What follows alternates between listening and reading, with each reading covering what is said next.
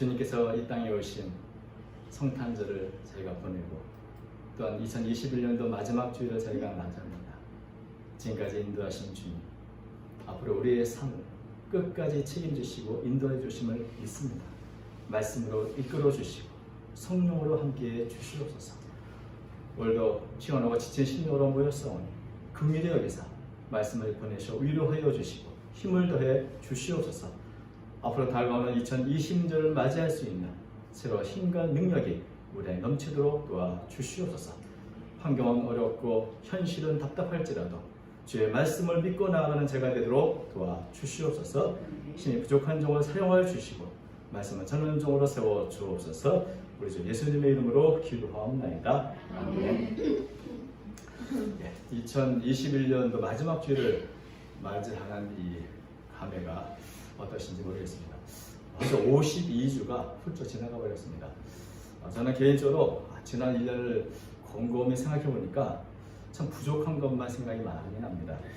좀 게을르지 않았나, 너무 연약하고 무기력했던 모습으로 살았던 것이 아닌가, 이런 반성도 많이 됩니다. 근데 이렇게 생각하는 건 저만이 아닌 것 같더라고요. 지난 10일에 통계청에서 2021년도 한국의 사회 동향을 통해 코로나19 여파를 집중 조명한 내용이 보도가 됐습니다.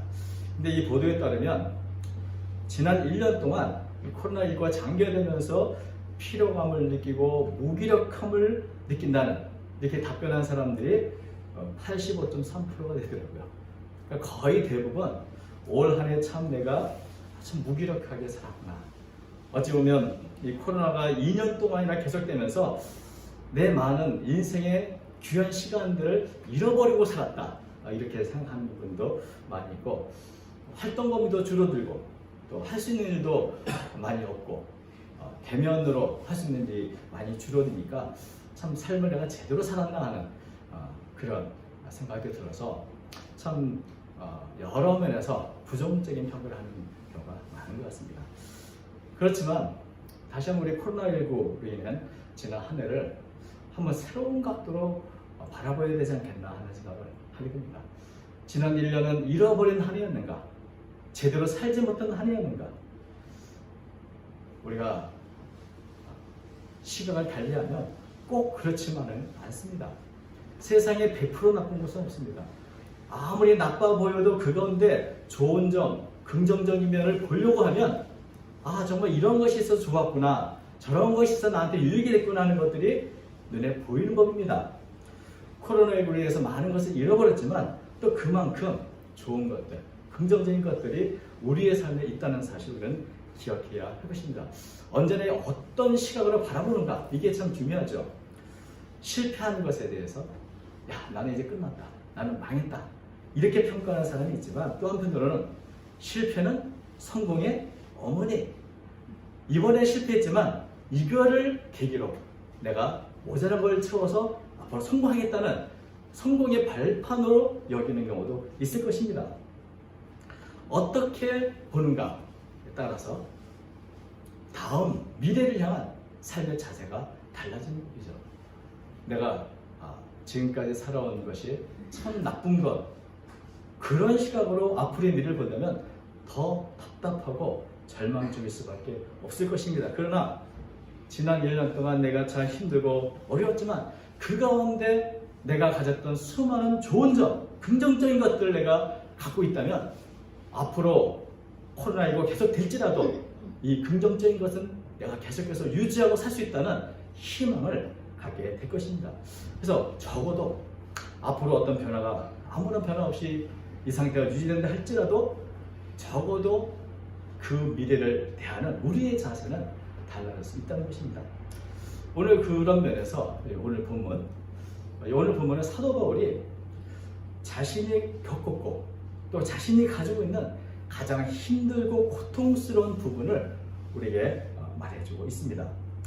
사도 바울은 참 능력도 은사도 많은 분이지만 아무도 모르는 자신만의 연약함, 자신만의 약점을 가지고 있었습니다.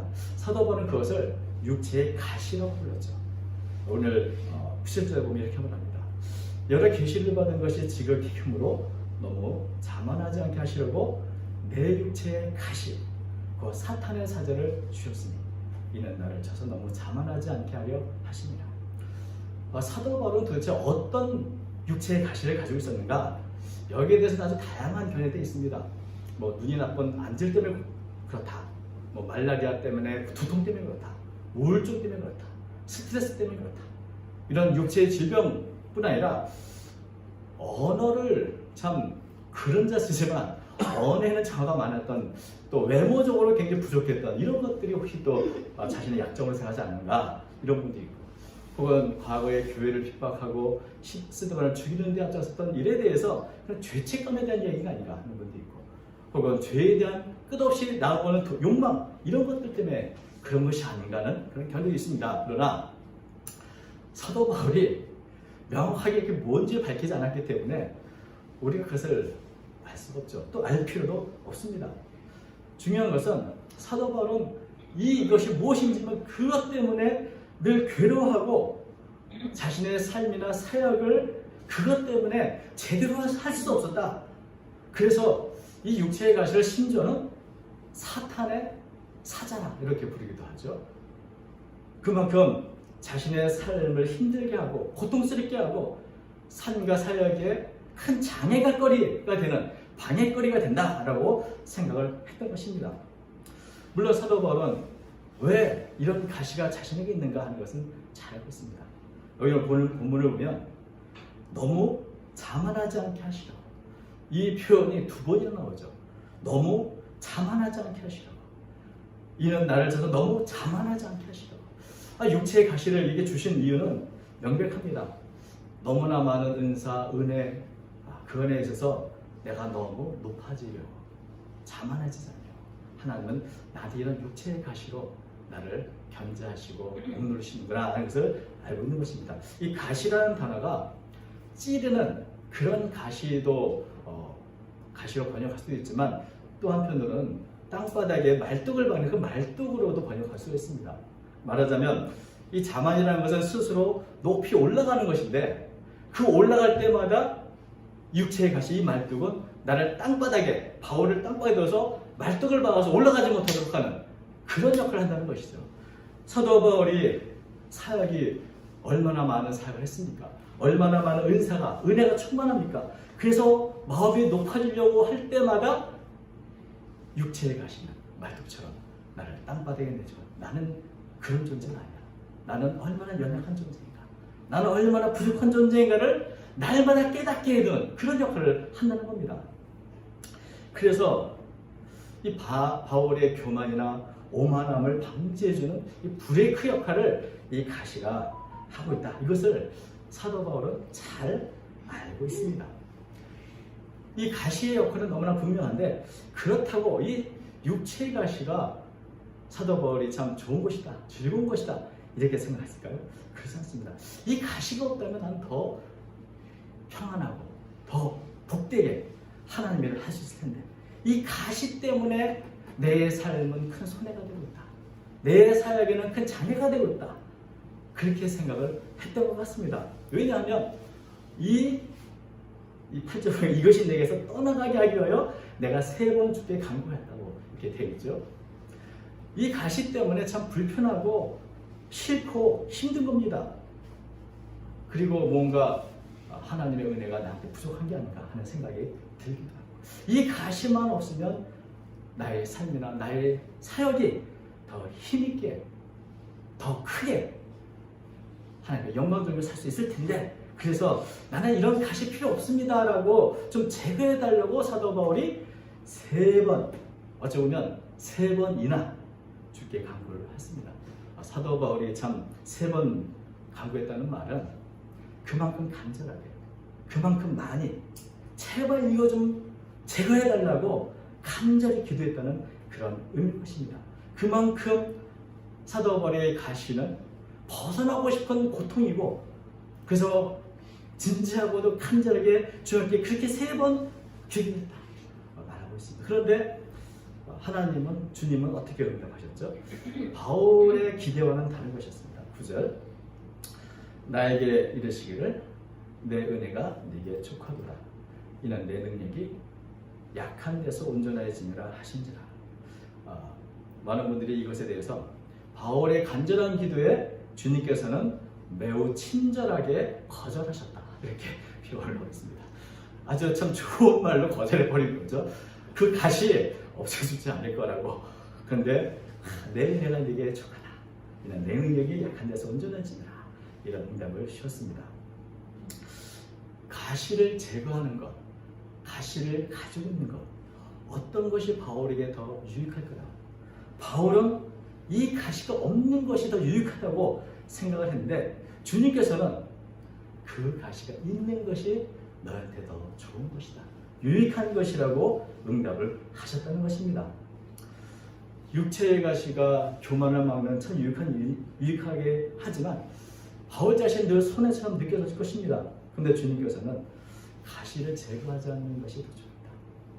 왜냐하면 주님의 능력은 약한 데서 온전해지기 때문이다, 이렇게 응답을 하셨습니다. 주님은 우리가 아는 것처럼 우리 자신보다 나를 더 잘 알고 계십니다. 이미 충만한 은혜를 주셨습니다. 사도 바울은 이 가시가 없으면 더 충만할 거라 생각할지 모르지만 어떤 면에서는 가시가 있음에도, 아니 가시가 있기 때문에 하나님의 은혜가 더 충만하게 임하는 것입니다. 이 가시도 주님의 은혜의 일부분이기 때문에 그렇습니다. 우리가 겪고 있는 여러 문제들, 이것만 없으면 난 좀 더 복되게 살 것 같다, 하나님의 은혜를 충만히 받을 것 같다 생각하는 그 문제 돌이켜보면 그 문제 자체가 하나님의 은혜인 경우가 많이 있습니다. 성경에 보면 죄가 있는 곳에 하나님의 은혜가 더 넘친다고 하는 것처럼 가시가 있고 고통이 있고 연약함이 있는 그곳에 주님의 특별한 은혜와 섭리와 능력이 임하기 때문에 어떤 면에서는 이 가시 그 자체가 은혜라고 생각할 수 있는 것입니다. 주님께서 이 가시를 보는 것과 바울이 이 가시를 보는 그 관점이 서로 다릅니다. 바울은 가시가 주는 고통과 아픔을, 그리고 그것이 장애라고 생각하지만 주님께서는 그 가시를 볼 때 그 가시는 복음을 전파하는데 방해가 되는 것이 아니라 오히려 복음을 복음되게 하고 하나님의 은혜와 능력을 온전하게 하는 그런 도구가 된다고 말씀하고 있는 것입니다. 주님의 은혜, 가시도 은혜다. 가시로 인해서 하나님의 영광과 능력이 온전히 드러날 수 있다. 그 가시는 단지 사도 바울을 자만하지 않게 하는 그런 역할만 하는 것이 아니라 실질적으로는 주님의 은혜를 더 깊이 체험하게 하는 그런 도구가 됩니다. 또한 다른 사람의 아픔을 깊이 채우라고 긍휼히 여기는 그런 소통의 도구가 되기도 합니다. 바울은 이것이 자신에게 장애와 같다 말하지만 우리가 잘 아는 것처럼 비장애인은 장애인의 아픔을 잘 알 수 없습니다. 사도 바울이 연약함이 있기 때문에 다른 사람의 연약함에도 공감할 수 있고 그 아픔에 동참해서 하나님의 능력으로 그를 치유하는 도구로 쓰임받을 수 있게 되는 것입니다. 그래서 가시는 장애가 아니라 오히려 다른 이들과 연결시키는 소통의 도구가 될 수도 있고 복음을 복음되게 할 수 있게 되는 것입니다. 사람들은 사도 바울을 볼 때 저만 해도 너무나 완벽한 사람이라 범접하기 힘든 그런 분으로 여기지만 사도 바울의 그 연약함, 약함, 가시들을 볼 때 사도 바울도 인간이었구나, 나와 똑같은 인간이구나 하는 것을 알게 되는 것이죠. 그래서 사도 바울이 전하는 메시지가 힘이 있는 것이고 사도 바울이 전하는 능력이 더 힘있게 드러나게 되는 것입니다. 하나님께서 사도 바울 같은 연약한 저 사람을 사용하셨다면 나도 사용할 수 있지 않겠는가, 나도 사도 바울과 동일한 은혜와 원세를 받을 수 있지 않겠는가 하는 그런 기대와 소망을 또 가게 되는 것입니다. 그런 면에서 부족하고 연약한 사도 바울, 이게 우리에게는 참 낯설지만 그 부족하고 연약한 사도 바울 그 모습이 오히려 하나님께서 어떤 사람을 사용하시는가 그것을 더 깊이 알게 되므로 하나님께 온전한 영광을 돌릴 수 있게 되는 것입니다. 그런 면에서 가시는 사도 바울에게도 교회에도 하나님의 영광을 위해서도 굉장히 중요한 은혜가 될 수 있는 것입니다. 여기까지 깨달은 사도 바울이 뭐라고 대답합니까? 이제는 자신의 가시에 대한 시각이 바뀌었습니다. 그러므로 도리어 크게 기뻐함으로 최상급으로 참 너무나 기쁘다는 겁니다. 그러므로 도리어 크게 기뻐함으로 나의 여러 연약한 것들에 대하여 자랑하리니 이는 그리스도의 능력이 내게 머물게 하려 합니다. 이제부터는 내가 이 가시 없애달라는 기도하지 않겠습니다. 오히려 이 가시와 연약함을 내가 자랑하겠습니다. 그런 고백을 지금 사도 바울이 하고 있는 것이죠. 과거에 3번이나 좀 제거해달라고 간절히 기도했던 기도의 제목이 바뀌어서 이제는 이 가시가 괴로움이나 수치가 아니라 오히려 기쁨이 되고 자랑거리가 되는 이 시각이 바뀐 사도 바울을 우리가 볼 수 있습니다. 참 이거 대단한 인식의 전환이고 자기 약점에 대한 아주 재평가죠.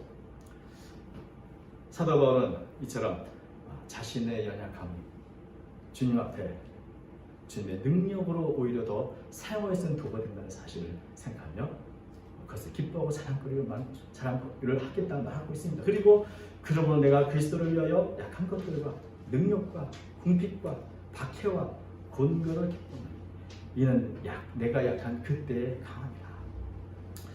하나님의 섭리나 하나님의 관점은 우리가 보는 것과 많이 다릅니다. 약한 것들, 능력, 궁핍, 박해, 곤고는 세상 모든 사람들 또 우리 모두가 다 원하지 않는 것이고 그런 장애물과 같은 것이고 할 수 있는 더 피하고 싶은 것들입니다.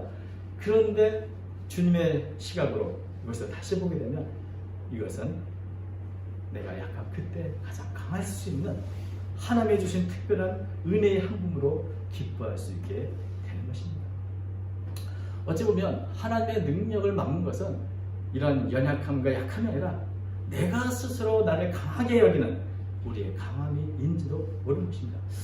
인생의 가시를 바라보는 그 시각이 사도 바울이 고통이 아니라 은혜로 본다면 그런 시각으로 우리의 인생을 돌아본다면 우리가 걸었던 가시밭길 같은 그 길이 사실은 은혜의 길이었다. 그런 고백하지 않을 수 없게 될 것입니다. 그리고 내가 약한 그때 내가 가장 강한 때였다. 왜 그럴까요? 가장 약한 그때가 내가 가장 강한 때다.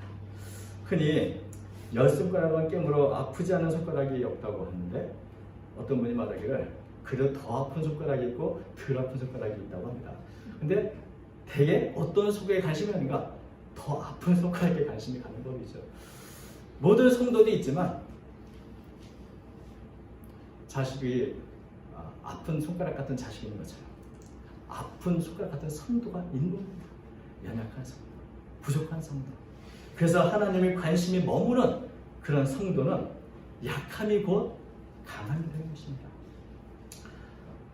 어찌 보면 참 가시에 대한 인식, 약함에 대한 인식은 사도 바울이 완전히 거꾸로 반대로 생각하는 인식의 전환을 우리는 여기서 볼 수 있습니다. 그러므로 지금까지 자신이 피하고 부끄러워했던 약함, 모욕, 궁핍, 박해, 고난 그것이 이제는 주님의 은혜요, 그것이 기쁨이요, 그것이 자랑이 됐다는 고백을 하고 있습니다. 이는 내가 약한 그때 강함이라. 우리가 관점을 바꾸면 인생을 다르게 볼 수 있습니다. 제가 여러분에 한 가지 영화를 추천한다면 1998년에 상영됐던 인생은 아름다워라는 영화가 있습니다. 칸 영화제에서 그랑프리를 수상하기도 했는데 꼭 봐야 할 명작입니다. 그 영화 안에 나치의 그 잔혹한 수용소에서 관점을 달리하면 그 수용소 생활을 하나의 게임으로 볼 수 있다는 그런 이야기가 나오죠. 그런 역할이 나옵니다. 내가 더 얘기하면 스포가 되니까 한번 읽고 보시길 바랍니다. 천상경 시인의 귀천이라는 시의 마지막 구절은 이렇습니다. 나 하늘로 돌아가야 아름다운 이 세상 소풍 끝나는 날 가서 아름다웠다고 말하리라. 사실 천상경 시인은 참 고통과 아픔의 인생의 길을 걸어왔습니다. 그러나 시각을 달리해보면 그게 다 소풍길이었다. 소풍이 뭐 즐거운 오락만 있는 것이 아니라 가는 길 힘들고 어려운 그 모든 것들이 결국 나중에 아름다운 추억이 되고 아름다운 소풍의 한 모습으로 기억되는 것처럼 우리의 인생길도 시각을 달리하면 돌아보니 가시밭길도 나에게는 은혜의 길이요 하나님의 사랑의 길이었다는 것을 알게 되는 것입니다. 우리의 삶에는 참 피하고 싶은 것, 우리는 약한 것보다 강한 것, 좋은 것, 이런 것들을 추구하고 살기를 원합니다. 그러나 중요한 것은 무엇인가? 하나님의 은혜가 어디에 임하는가 하는 것입니다. 여기에 우리의 성도의 기쁨이 있고 자랑이 있고 행복이 있는 것입니다. 우리가 약할 때 주님은 우리에게 더 많은 은혜를 주시고 더 큰 능력을 주신다는 사실을 기억할 때 내가 약한 그때가 내가 가장 강한 때라고 하는 사도 바울의 고백을 우리 자신의 고백으로 만들게 되는 줄로 믿습니다. 올 한 해를 돌아보면 참 부족하고 연약했던 한 해였습니다. 그러나 그만큼 하나님의 은혜가 넘치는 한 해였습니다. 우리가 겪었던 모든 것들이 다 주님의 은혜라는 이 고백은 우리의 시각이 바뀔 때, 믿음의 눈으로 주님의 시각으로 바라볼 때 고백할 수 있는 것입니다. 우리 자신의 연약함, 가시가 주는 고통, 이런 것들을 바라보기 전에 그 연약함과 가시도 은혜였음을 고백하고 우리가 약할 때 강하게 하시는 주님을 바라본다면 우리가 지금까지 살아온 것처럼 앞으로 우리에게 주신 모든 삶의 환경도 다 은혜인 것을 고백하며 기대하게 될 줄로 믿습니다. 적어도 하나님의 은혜로 사는 성도들은 약함이 강합니다. 내가 약할 때 주의 은혜와 주의 사랑과 지혜의 능력이 내게 더 강하게 붙잡아 주신다는 이것을 믿고 약함이 강함이라는 이 사도 바울의 고백을 우리 자신의 고백으로 삼아야 될 줄로 믿습니다. 그리고 약함을 강함으로 사용하시는 주님을 바라보면서 앞으로도 계속해서 기쁨으로 찬양 승리의 삶을 살아가는 저 여러분 되시기를 주의 이름으로 축원드립니다. 기도하겠습니다. 거룩하신 하나님 아버지, 우리의 약함에도 불구하고 더욱 저희를 사랑하셔서 사용하여 주시고 인도해 주시니 감사합니다. 언제나 주님께서 준 믿음으로 우리 환경을 바라볼 수 있도록 도와주옵시고 또 모든 것이 은혜인 것을 고백하며 늘 찬양하며 기뻐하는 저희의 삶이 되도록 도와주옵소서. 우리 인생에도 수많은 가시와 같은 일들이 있습니다. 때때로 우리를 괴롭히며 우리를 한계를 느끼게 하는 모든 일들, 주님, 그러나 그것도 주의 은혜의 한 부분을 우리가 고백하며 늘 주의 섭리를 바라보며 실망하지 않고 더 힘있게 주님을 붙드는 저희 모두가 되도록 도와주시옵소서. 앞으로 우리의 인생길 주께서 날마다 동행해 주시고 주의 오른손으로 붙잡아 주셔서 승리케 해 주옵소서. 함께해 주심을 믿사오며 예수님의 이름으로 기도하옵나이다. 아멘.